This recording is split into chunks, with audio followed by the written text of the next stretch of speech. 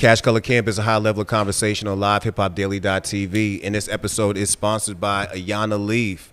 Ayana Leaf believes in curating premium CBD products and accessories for black men and women. With a coveted lineup of items that run from rolling papers to CBD bath bombs, Ayana Leaf has a little something for every conscious consumer. So click the link in our bio and learn more about Ayana Leaf. All right, without further ado, man, I did take a trip back to Boston, not in the literal sense, man. I did take it to the podcast sense, man. Last week I saw, it was last week, wasn't it, man? Yeah, it was last week. I walked into the studio and I seen a dude who I've been familiar with for a minute. I see his name up and down my timeline. I'm like, I've always wanted to get up with him. So we chopped up last week and here we are. And that's my boy Boston Cheez. Cheez, what's good with you, man? How you doing, King? What's the word? Man, we've been over here chopping up for a minute, man. We almost had a whole podcast episode before we even hit record. Yeah, right. For a second there, man. That's love. That's love. Yeah, but for those who don't know you, like how I'm familiar with you, man, please introduce yourself. Tell us what you do. My name is Boston Cheez. I'm an artist. Also like an entrepreneur. I work a lot with brands. And I do a lot with the cannabis industry. Yep. And I've just been, just propelling mainly with music and events and just, curating clothing and everything as a whole. So people that know me, they know me from my music, but also events and even sometimes products. And that's how a lot of people know me. So from coast to coast right now, my name's been buzzing. So people know my music, but they also know my branding and they know my affiliation with a lot of other brands or products. So.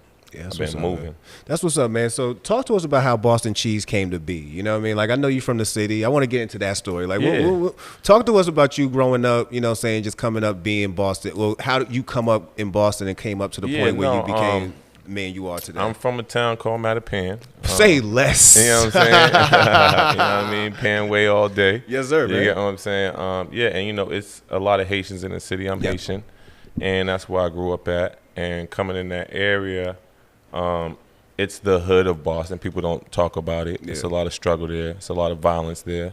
You know what I mean? I come from a dangerous street. I don't know if you know what P&R is. That's the ice cream shop. Yeah. I was about to ask you what part of Mattapan. I'm from, I stay down Almont. So okay. So, it's active on Almont, too. Mm-hmm. So, those are active areas. Yeah. And grew up as a kid, those are my backyard. You know what I mean? And even growing up, that's why, even right now, that's why I feel safe. Yeah. In Boston, I feel safe on that street. Even though people are like, whoa, it's crazy over there. Like, no, it ain't crazy to me. I understand. And, I love that part because that made me understand the world in a sense, And when I was young, I was able to go to Haiti, and I was able to see more struggle. So what we was going through in Mattapan was nothing. You know what I mean? And at that time with the Haitian community, we was still adjusting in America, I would say. Yeah, I was there. You get what I mean? Yeah. So it was a lot of like violence still. We was still a lot of fighting, a lot of war, but I feel like it was just a lot of getting used to the city. Yeah. But I played ball. So that helped me see different parts of the city, you know what I mean? And that helped me build. And, I used my team, and we started doing security, you know what I mean? So we were just popular, you know what I mean, jocks, you know what I mean, throwing parties and shit. I was using my business sense, putting together events, like, throwing parties. We got real popular. And then we just started making, like, songs, playing around. Yeah. Wasn't really paying it no mind. I'm educated. I was going to school, like a college program. And like 3 kids in there knew my song. And I was like, what the hell? I kind of felt nervous because, you kind of play a double life in Boston. Mm-hmm. You know what I'm saying? Like, you play the hood and then you playing like a corporate life, you know what I'm saying? Or like you trying to, you trying to do better. You trying to get out the hood. You know what I mean? I've seen Haiti. You know what I mean? Our whole goal is to lead the hood. So we doing everything to get out of that. Yeah. So I'm in like a different environment and people was knowing me for that. Even though I was working corporate, like, my boss, I don't know nothing. My boss would be like, yo, I like your new song. Like, oh, shit. Like, yo, these niggas is on my back. You know what I'm saying? And even to the point when I ended up departing from that, because I was working corporate, I was doing IT. I was getting paid pretty well. I was about to say, that's a good paying job, man. Yeah. Don't leave IT. Yeah, no, I was doing IT. And it was crazy because it came to like a departing place. And my boss literally said, man, go do music, man. Forget this. I'm like, yo, you tripping. But I ended up going back to school, just having my IT background. I went to school for entertainment management, took a minor in audio. And after leaving those programs, I had worked with a marketing company. Then I started working with some production companies and bringing my IT skills in. So I was still getting, then I started learning show production. What school did you go to? Bay State. Okay. Went to Bay State, did some time at Cambridge College. Okay. Yeah, but Bay State's where I took entertainment management. Went to school with a couple people. Went to school with what's the little homie? Henchman's son. Jimmy Henchman? Yeah, Jimmy Henchman's son.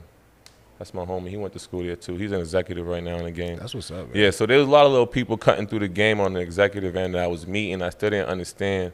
And everything I was learning, I was just using it on my group. Because we were still like grassroots. You know, we were just doing stuff for the hood. I'm like, let me use it for the hood, for the group. And started putting us on tour, getting us sponsorships. Bigger DJs started rocking with us. You know what I mean? Mixtapes. And I just started creating my own lane, which was kind of separate than what Boston was doing. I feel like Boston is like a boom bap city, and my way was a little different. And me just being Haitian, being in Florida, having cousins in Atlanta, traveling, my taste for music was just a little bit more broad. I feel you. You know what I'm saying? And I just had a wave. I was on my own wave. Yeah. So we started fucking with colleges, all that. You know what I'm saying? It was lit. You know the shit that you said that hit me hard was I took my wife back home. This is about maybe 3 years ago. And whenever I come home, the first thing I do, I take the same. I can say it even out loud. Like I take the same route every time. Yeah. I get off the train and I go to State Street and I take State Street down to Forest Hills to Mattapan. Take the 31. You get to see the whole city though. Yeah, my mom be tripping about that shit to this moment. It's like I can't believe you still do that. I'm like every single time. Cause you get a taste of it. You know what I mean? But like I was telling my wife, I'm just comfortable like that. Like we walk down Mattapan Street. I don't care who's new down here. Like I just know this block that well. You know the block. You know how it works. You know how the people work. Yeah. You know what I mean? Exactly. You know how the people where I can still walk to the corner store in Norfolk and still be able to go in here, walk in and get what I want to get. Yeah. You know what I mean? It's it's in our nature, so I like that. You know I didn't like the fact that Black and Miles was like $10. Like you know what I'm saying? I didn't like that at all. I walked up there to get a black for a single. My man said like it was up like north it's outrageous. It's inflation. My man said like $250. I was like for one. Like we ain't doing this today. It's inflation. Yeah, it is, man. I love the city though, man. And I'm a native of Mattapan myself, you know what I'm saying? So I grew up around that same area that you was talking about. And I remember last week we was even discussing, like I remember the first time I met somebody who was Haitian. I was in 5th grade. And it was the wildest shit ever because I think to this moment about, and I spoke to a good friend of mine who's also Haitian about this, how Black Americans took to Haitians early. Yeah. And it wasn't on a positive level. Yeah, and I felt like the thing that we did was we were so blown away by something because the more I think about it even as I get older is when Haitians first got there, it was almost like the first time you dealt with somebody who was real from that land that we should have always knew about.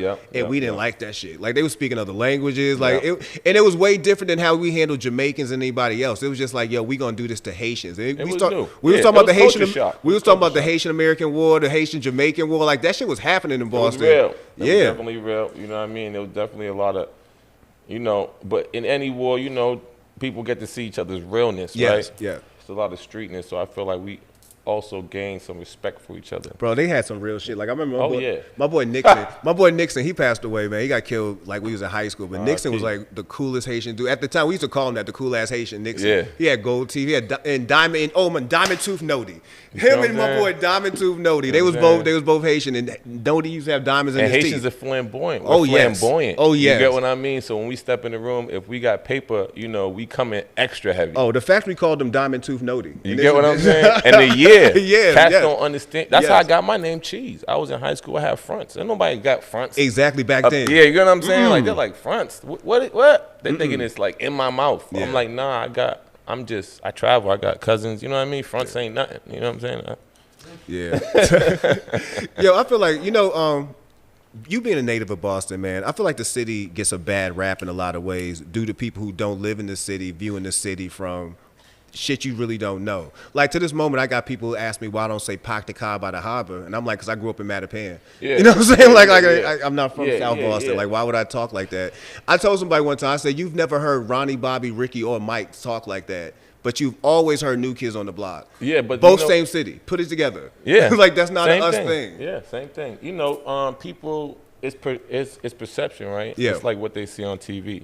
You know what I mean? And like you said, with the Haitian thing, right? It wasn't on TV, so people didn't know how to take it. So when they see a black person from Boston, they're like, okay, how are they? You know what I mean? They kind of like almost categorize us like New York, but they don't really. They're like, okay, they're up north. I'm just gonna, you know what I mean? They love saying they don't know black people there. I'm like, are you serious? Yeah, like, I mean, well, there's a lot of culture in Boston. Oh, facts, man. I go to a lot of cities, and out of a lot of cities, Boston is one of the cities that have a lot of culture. Like, even in New York has a lot of culture, but I feel like it's all mixed in. In Boston, you can go to a neighborhood and get that. Bro, you can go to the South End right now, and you're going to run into points of interest from Malcolm X, Dr. King, Philip Randolph, Sammy Davis Jr. You're going to run into all that in that one place in itself. And people don't understand that. You know what I mean? There's a lot of culture, and a lot of different cultures, like, reside there. Yeah. You know what I mean? Like, you can run to Syrians. Cape Verdeans. Yeah. Irish, real Irish, you know what I mean? Real Italian, Brazilians, any part of South America. There's probably a town in Boston where they're there. Yeah, you there. I remember shit when I was growing up. When I was growing up, at one point, I didn't date a person who was actually from America until I got to college. Because everybody was either Jamaican, Bayesian. I had an Ecuadorian. I dated a chick who was Ecuadorian. Literally every country. It's foreign. every it's foreign. It's foreign. Yeah. Boston foreign. In the Spanish community, like I said, there's a lot of Dominicans, Puerto we was at the Puerto Rican Day parade. Yeah, parades. Come on. And the West Indian parade. Boston got some beautiful women. Shout out to Boston and beautiful women and beautiful cultures. You get what I'm saying? Facts, I love that. Facts. I can't wait to go back home, man. I was telling my mom I'm going to shoot up there in August, and my first stop's always going to be Mattapan House of Pizza. That's a little hood spot. You know what I mean? You get a little harsh reality real quick. Real quick. I'll tell you what, it's not one of them places where you pull out a phone and try to do selfies. Yeah, nah. You know what I'm saying? Just get your know food. What I mean? It's different. Like, you know what I mean? Yeah. And if you're not from there, I don't know if you just be chilling there. It's not just a place to chill. You know, people used to underrate Mattapan a lot back in the day, too, because you always hear Roxbury, especially if you out of the city. I'm like, yo, the city, where I grew up at, not like it's on some proud shit, but where I grew up at and when I was growing up in it, Mattapan was on a different level. Yeah, and we're like in the same city, but on like separate sides. Yep. Right? Like growing up, the OGs I knew from Mattapan didn't go to Roxbury. And me playing ball made me cross borders. You feel me? I was there. You know what I mean? So after you cross borders, the niggas I knew in Roxbury did not go to Mattapan. Yeah. And if anybody crossed them borders, they had guns. Bro, the first time I had to consistently go to Roxbury, because I have cousins to this day who still stay in Grove Hall, but the first time I had to consistently go like every day was high school when I was in the Burt. Oh. And I'm talking about every day I got on that bus, I thought to myself, damn, I'm going to Roxbury right now. Yeah, you are. Yes, you are. Every day of my life, I'm like, they ain't none of these dudes live down the street from me. This is going to be a whole different thing right here. You know, it's funny. It just shows division, right? And me going to different cities, I see that. People, like they say, Mattapan people are different from Roxbury. But it's just we all been kind of tailored to move a certain way. Roxbury has a lot of projects. Yes, we didn't have that really. Yeah, Mattapan was backstreet gangs. You know what I mean? So it was a lot of different type of gang activity going on. I grew up when I was telling my wife this. At one point, the only hat or shirt you could wear in Boston that was a team was the Boston Red Sox. Oh no, you can't. No, no more. But nobody was repping that back then. You still gotta be careful. Everybody had another team. Like we had Norfolk Kings. Yeah. Everybody was just taking teams. You know what I'm saying? Like so, you couldn't wear nothing. You couldn't wear no teams. No, you couldn't wear no teams. Boston's not the city to be wearing your hat. And if somebody approached you in Boston, you know what I mean? They might think, you know what I mean? You just let them know I like this team. You know what I mean? Back in the day, it wasn't like that. But now you could probably get away with that. But still, I'd be wary of that. It was the weirdest shit because, ever, man. I wear a lot of jerseys. So sometimes I might be knocking on somebody's door who I know in the hood, and I'm wearing a jersey they don't like. I remember the day the San Jose Sharks came out. I was like, yo, I want to get a Sharks jacket. And then here comes Franklin Hill.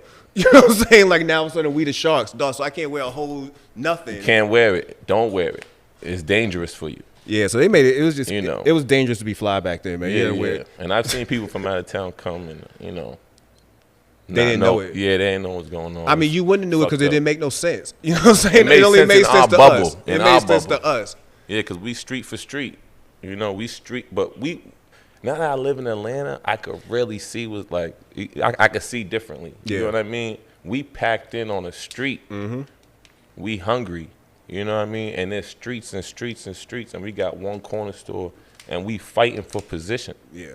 We not working together at all. We all fighting for position. So it was wild. Around from Morton Street on the way up going towards come on, Mattapan that's Square. home. You talking about a ton of streets Look, who are right on top of each other. Nobody rock with each other. Blue Hill Lab, they seen the movie.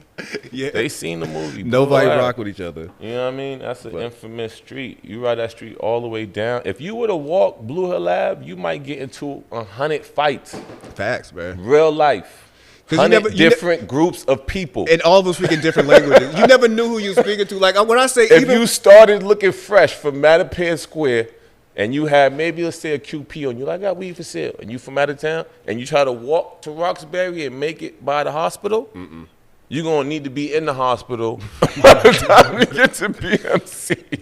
Yeah, but I love it, man. You know, I always tell people, like, if I wouldn't trade growing up in Boston for nothing. Like, that's why I still even got my Urban Scholar shirt. Like, was classic. I wouldn't trade that for nothing, man. Boston's classic. That reminded me of Dr. J. You know what I mean? And going to UMass Boston and playing ball. You know what I mean? Like I said, I played ball, so seeing that brought me to that world. You know what I mean? Like, Boston got a lot of like scholastic things going on. Like, the school system's crazy. Oh yeah, man. So how does the city inspire your music, or how did it inspire your music and style? With the city, I'll say it made me resilient because the city doesn't get a look. You know, even right now, Boston's still fighting for a look, right? Like, we can't say to somebody from this like city that everybody embraces, and I feel like everybody's still fighting for that look. But it gave me a vision to look deeper, right? And it said, okay, I'm not fighting for Boston. I might be fighting for New England or fighting for Mass. So at a certain point, that was my concentration. And I realized being from Boston is also, it's dope. You know what I mean? It has its own thing to it. You know, we have our own culture. We're a certain way. So when I was going certain places, I'm like an alien. I'm moving on my own, you know what I mean, accord. I'm running in New Hampshire. I'm going crazy. Yeah. I'm in Connecticut. I'm in all these places. They're like, yo, this dude is wild. I'm just being me. Yeah. And I'm doing my music. And stepping outside of home made me appreciate home. You know what I mean? Made me love home. You know what I mean? In fact, made me love it a little bit too much. I was staying home, you know, for a good time. I was doing shows and, you know, artists was coming in town. I'm opening up, but I'm chilling up north because I'm getting paid. I got the brands, I'm doing whatever. So I love Boston. Boston's a dope city, you know what I mean? It's definitely a vibrant city. Yeah. A lot of culture there, you know what I mean? And it's growing. So Massachusetts is kind of going to be more vibrant, I feel like. Definitely, man. I love the energy I see when I go up there. You know, we were talking about the drill scene. Even though I'm not the biggest fan of it, I just like the fact that people are trying and putting their work out there, and I do love that.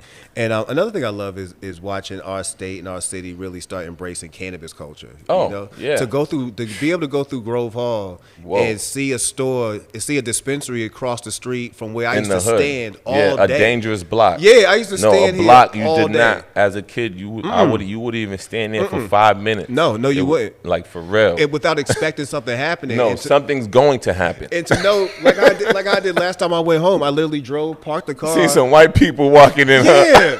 I went in there, brought me some pre-rolls just because I'm like, I'm going to do this for the culture. You know what I'm saying? We in Roxbury right now. Yo, a line of white people. Fucked up. I know a line of white people. It fucked you up. You walked in the store and to see so many white people working in the store, that was the other thing that took me back. Because I'm like, so white people are just really in the middle of Boston at this point? Yeah, in the hood. They're really in the hood. In the hood. You know, it's all for weed. Yeah, I mean, I was right in the middle of that. You know what I mean? Because it was a lot of gray events going on. I threw a lot of gray events. Yeah. That's how I got close with a lot of these brands, because I was throwing some of the events out there, and we was getting a lot of crowds. And the state was kind of like, you know, because I went to a state house meeting because I'm like, I got to see what's going on. You got to be on the ground. You know what I mean? Yeah. So I was like, I got to go in there. Obviously, I felt awkward for a moment, but I had to listen. And it was like, all right, the gray events is, you know, I just listened to the little loopholes. I talked to a cannabis lawyer. So I was like, I'm going to play within the lane. And I seen other kids, white kids doing it in Somerville. So I'm like, if they're not getting jacked, let me do the same thing but not be at one place. Yeah. You get what I'm saying? Yeah, move around. So we started creating a nice little culture, and it was dope. You know what I mean? 'Cause I started seeing the black people building their brands. Everybody's coming out. You started realizing, dang, everybody's got little inventions. Yeah. You get what I mean? Cannabis inventions. Yeah. Right? But some of them blew out. And there's like a lot of brands in Massachusetts that I seen that are like real big. and I seen them from the start, and now they're like big brands. I see people in different cities talking about them, and it's lit like rapper weed. You know what I mean? I seen people talking about that early. Wild, isn't it? You get what I mean? Yeah. And there's a couple other ones I'm doing, but that's one that came to my head. So it was kind of dope. Even though the industry, you know, we had to have our paperwork right. So I feel like a lot of people fell through the loop. Oh yeah, You know what I mean? Fell through the loophole, and that's why you see certain people with dispensary in Roxbury, right? Where it might be like, what's going on? You know what I mean? But at the same time, I see black people with a dispensary in Brockton. Yeah. So that was dope to see. You get what I mean? Yeah. So like you said, the city embracing it, but us getting wind of how to legalize what we got going on, I feel like is the most important thing. Because even with myself being like a influencer in that market, or just somebody with, you know, brand power, we want to we want to have skin in the game and not just be around it before it's all set up. You know what I mean? So, when was the first time that you experienced cannabis? Damn. I was probably, it's crazy too, because I was playing basketball. So like I said, I was traveling, and I was probably like in Dedham or something with some white kids. You get what I'm saying? And I was probably like 12. No funny shit. Probably like 12. Took me a hit. Like, I remember at that time saying too, like, damn, I don't know how motherfuckers smoke every day. This is crazy. Here you are now. Here I am. Here you are now. 2022. I smoke every day. That was crazy. Yeah. Yeah, damn, I was a youngin'. And like I said, I was playing sports, you know, that was different, traveling. And being from the hood, it was also different, right? Because I'm like, I was into sports. So I never thought I would be like doing any type of quote unquote drugs or whatever, because I've seen the effects of drugs in my hood. Yeah. So it was different, but weed was, you know, it was cool. Weed, I hate that weed keeps being called a drug. Yeah, Weed no, I and mean, the it's a drugs you're herb. talking about, two It's a different herb, things, but man. at that time, it was a drug. It was a drug. Oh, yeah. Because I had caught cases and, you know what I mean, all type of shit at the time. And you know, anybody older than you is gonna tell you it was a gateway. You're gonna start smoking weed. Next thing you know, you're gonna be. My dad said that straight up. If you're gonna smoke weed, then it's gonna be heroin. But it's like you just jump to that. No, but in the Haitian culture, it's that. You know, there's no medium. Yeah. It's like you're good or you're a vagabond. You know what I'm saying? That's like the ultimate. You know what I mean? Yeah. So there's no middle. You know what I mean? And the same thing with drugs. You know what I mean? So I grew up in that culture. Like, Yeah. you know what I mean? But like I said, when it got legal, you know, I even played around. I said, Mom, it's legal now. You know what I'm saying? I got a zip, it's whatever. I'm good. But she's just like, yo, chill out. I tried to give my mom CBD oil, and she was like, "Don't give me no drugs." But here's the thing. Like I said, you know, it was funny, but they also watched me start making a business, right? Yeah. Because they're watching. They're like, dang, he's really like doing something. It's legal. Like, I don't know, but he's been doing it. And rest in peace, my grandmother. But when she had arthritis and was going through, you know, just being elderly, I had all these sponsors. I was getting CBD this, that, and I had a CBD cream. And I gave it to my mom. I'm like, just try it. Like, you know what I mean? Don't tell her what it is. Like, just put it on her. And it helped. They kept asking for it. So I started seeing, you know, being in that market, I just started seeing the real positive effects of cannabis. Yeah. You know what I mean? And even with the dog treats. Because I had one company just send me a bunch of stuff, asked me for some dogs. They're like, yo, I need more. Da-da-da-da-da. And I'm like, damn. That's when I really realized, like, this is really a market. You know what I mean? There's really a lot of work being done here. Like, yeah, we recreational with it. I hear it. You know, we part of the culture, but when you go deep into the research, even with part of the culture, it had a deeper essence to it. Yeah. You know what I'm saying? It was a meditation fact to it.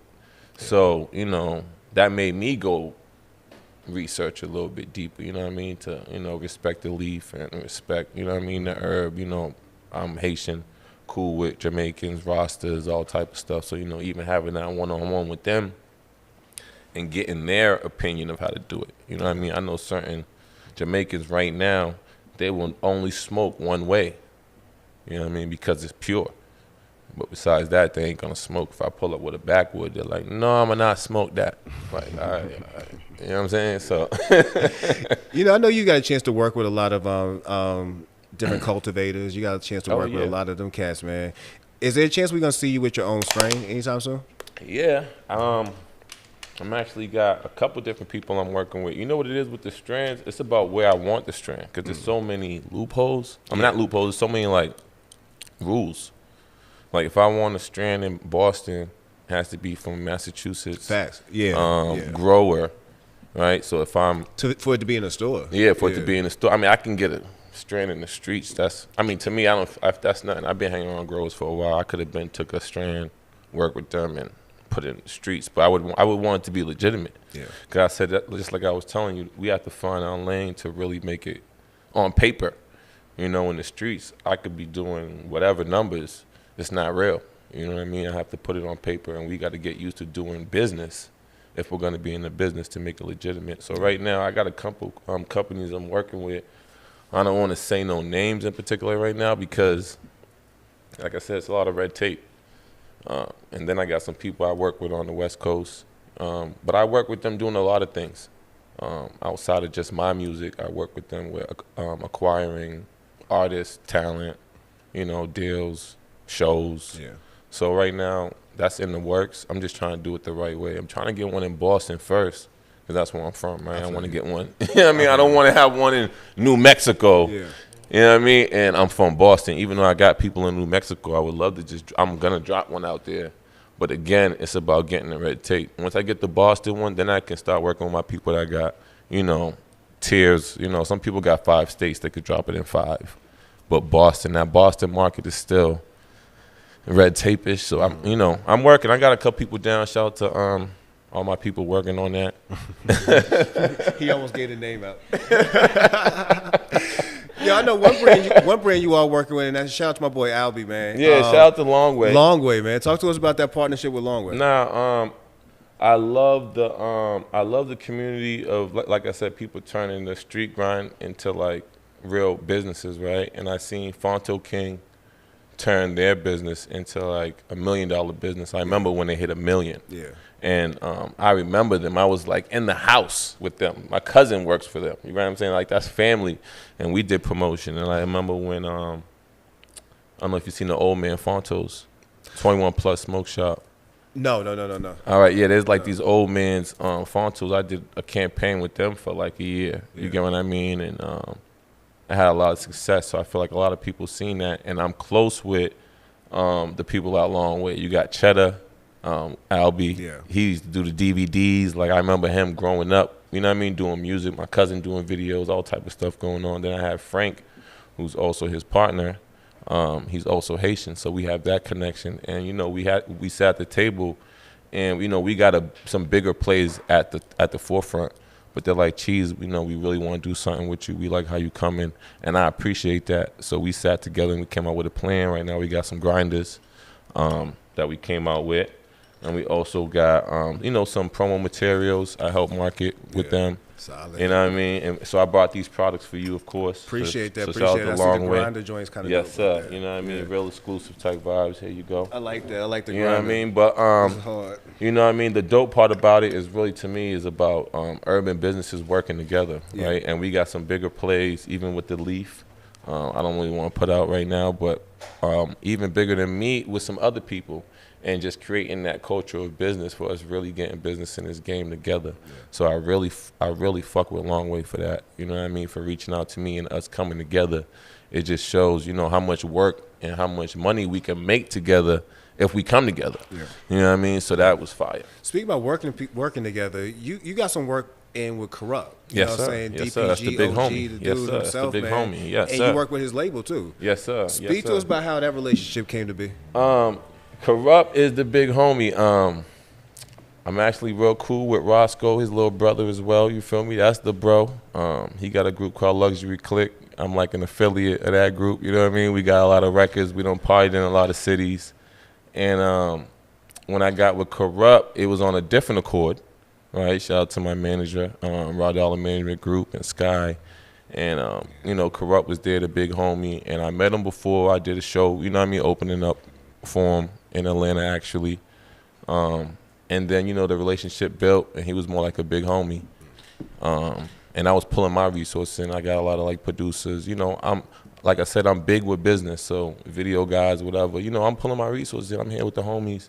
And it just became like the big homie. You know what I mean? I've spent my first, I think, with Christmas or Thanksgiving, I was really away from the fam. I was out here with them. You know what I'm saying? They was showing me that love, and my core people out here, Sky, Raw, you know what I mean, Daz, you know what I mean? It was all love. That's what's up. A whole lot of people, you know what I mean? J-Lac, you know what I mean? They're all like my fam. I don't even think about music. You get what I'm saying? Yeah. But when they see everything I got going on, they're like, Cheez, what the, boy, what's going on? You know what I mean? You know what I mean? Unc calling me, cussing me out in the morning, like, Cheez, we gotta do this. Like, this is what we doing. And you know, that's dope just to get that love out of town. And people seeing the emotion you got and being able to bring it forward, right? So we just was able to bring an organic connection. So I got a record that he really liked. He like, Cheez, I got you on this record. You know what I mean? We gonna run it up. But even bigger than that, when he's out west, when I be out west, it's like my family out there. You get what I mean? So when I'm doing like the shows and like the West Coast, I just did one in Vegas. We just did like a weed festival. You know what I mean? He's out there. He got the Kurupt Moon Rock stand up. Do you get a chance to do a lot of festivals? Yeah, I've been running around doing them. Arizona, like I said, Vegas. We got one in California coming up. I'll be doing the ones there's a lot of Massachusetts going on, low key. I know Boston Cannabis Week's coming up, and I know they're gonna have big. Yeah, Boston Cannabis Week should be coming up. I don't know who they're gonna have locally, but I know they always bring out. You know what I mean? Names. They try to bring out some names. So, like you said, the scene is growing. So it's dope to just, you know what I mean, be a part of it. You get what I mean, and have people that see my vision and rock with me. You know what I mean? Bro, I know you already talked to us about the long way deal, and you like smoking backwoods, but Fronto, I smoke Fronto. You like smoking Frontos, my bad. When it comes to consumption, though, is it paper, blunts, or pipes? Like, what would be your favorite way to consume? Oh no, I smoke paper with a little bit of Fronto in it. This guy. You know what I mean? That's this guy's lifestyle right here. Yeah, that's what I do. You know what I mean? That's I feel like that's real hardcore Rastafarian shit, though. Nah. You know what's funny? You know who really put me on? I used to smoke. You know, when you're a smoker, you go through transition. I started with papers. Yeah. Like bongs, and then went to papers because it was cheap. I was young. You know what I mean? I didn't know no better. Then I started going towards, Dutchess. You know what I mean? Then I went to Backwoods. And then I was with, I think his name, Boogie Brown, right? Yeah. The engineer, right? Old school, but he done did a lot of work. And I was in New York with him blowing. We was fucking smoking hella blunts. He's like, damn, boy, all y'all do is smoke. And then he was like, telling me stories. He's like, yeah, I caught an ulcer like that. And blah, blah, blah. He's like, you got to respect the leaf and blah, blah, blah. And then he started, talking about the rosters, about the roster vibes. But it's just like when you mess with real smokers, you don't know anybody who really smoke. You can't smoke that much tobacco all the time. You just can't. You know what I mean? It's not good for you. You feel me? I feel you. I'm trying to transition away from tobacco myself, but I'll tell you one transition I never made. I never made the jump from Dutchess to Backwoods. Like, I hit a back. To this moment, now trying to hit Backwoods is almost like somebody kicking me in the chest. I don't know how they be smoking Backwoods back to back like that. People be having, and then be rolling like a whole eighth in them. Like, bro, your lungs is different than mine. They're going to learn. You know what I mean? Yeah. But, Backwoods, if you cleaning your backwood and wiping it down and stuff like that, but it's a lot. A lot of people ain't doing that. It's like the leaf. It's like a donkey kick. Yeah, but the leaf is more pure. You know what I mean? The backwood got fiberglass in it. Yeah. I mean, be careful. I mean, it's hard out here, man, because I really don't want to smoke tobacco at all. I really want to do papers if I do smoke, to be completely honest with you, man. Honestly, that's why I just put a little strip just to, you know what I mean? I see you got my guy's bouquet over there. Like, I'm trying to get into the bouquet papers, man. I had to test them out. Bouquets are hard. Yeah, shout out to Bouquet. I'm going to get you a pack of Yana leaves, too. I think I got a pack in here. Okay, yeah. We got to put you on while you're here. I like the fact that everybody's coming out with different, like I said, products in the space that are like, what I mean? We getting ideas. Like, people, I'm glad about that too. I'm liking that. I'm loving. I'm loving that I'm seeing more people of color jump in it from the perspective of we don't necessarily got to have a strain all the time. We could just be the people who provide what you smoke in, and you know what I'm saying. Give the products up, man. There's plenty of lanes to get this money. Yes, that opened up on the revenue side, right? On the economic side, that opened up a lot of money. Yeah, the pipes and like I said, leaves and facts, man. All the cannabis products now done went up. You know what I mean? In like numbers. You know what I mean? So right now that's a market people getting money in. So what you smoking on right now? I'm smoking on some cherry gelato. Ooh. Yeah, cherry gelato.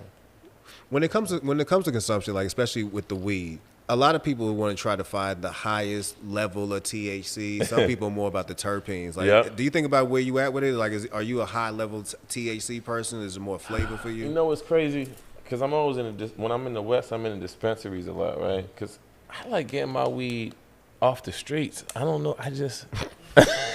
He said, I still need the bag. Yeah, I like getting my weed off the streets, and I know a lot of growers, so it's like, you know what I mean. They're gonna bring it right to me. I could tell what's going on. When I'm in the dispensary, when I see all the numbers, I try to go for the high number. It don't always hit though. It don't always hit. I've been in the spot. I might get like 4 different flavors. The part I don't like about that is when it hit and you go back, ain't no more of that. So now it's what just happened? What just happened? That happened to me in Vegas. Like, I hate that. Like, boy, when I was in Vegas, that happened to me. I was I forget the name of the It always happens in Vegas. Yeah. I'm telling you, pick 4. The one you think gonna hit, don't hit. It be the other one you just pick. Like, damn, this is the one. You go back, ain't no more of that. The jar gone. The jar empty. Cheez, man, I know you got a lot coming down the pipeline, man. Yes, talk to us about what you got dropping next. Is it new music, new strains? What's going on?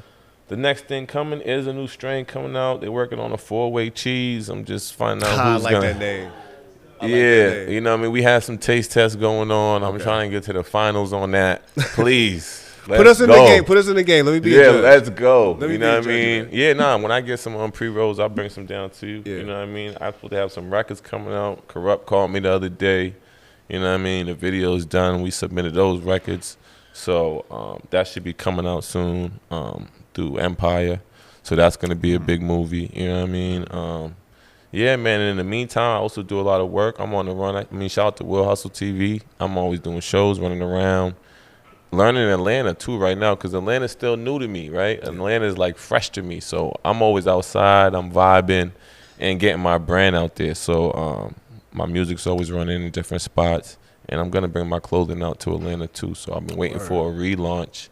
But I'm just waiting to get some dates. Once I get some dates rocking, I'm going to start the rollout, and you'll start seeing some heavy, you know what I mean?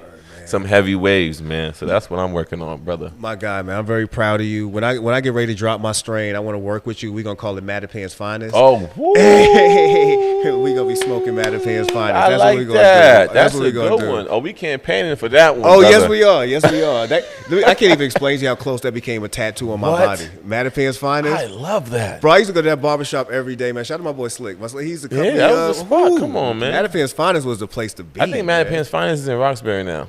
Let's be honest. It is. They said the price is too high. Mattapan's free. I gotta move to Roxbury. But we still Mattapan's Finest. Yeah. Cheez, I appreciate you coming through God, tonight. I appreciate you having me. doubt, for real, man. Panway. Yes, wait, man. Before we get out of here, let people know how they can follow you on social media. Boston Cheez on all platforms. BOSTONCHEEZ. Tap in with me. All type of events. It's always a movie. All type of models around me and all type of cannabis. I like to have a good time with it. Yeah, and check me out, man. I'm always at the weed festivals, all type of shows, and you'll get to see all that vibe. So tap in, you heard? Word. And that's Cash Color Cannabis, high level of conversation on LivehiphopDaily.tv. Let's go. Ooh, that's the first time we did a smooth hour in a minute. And I got you some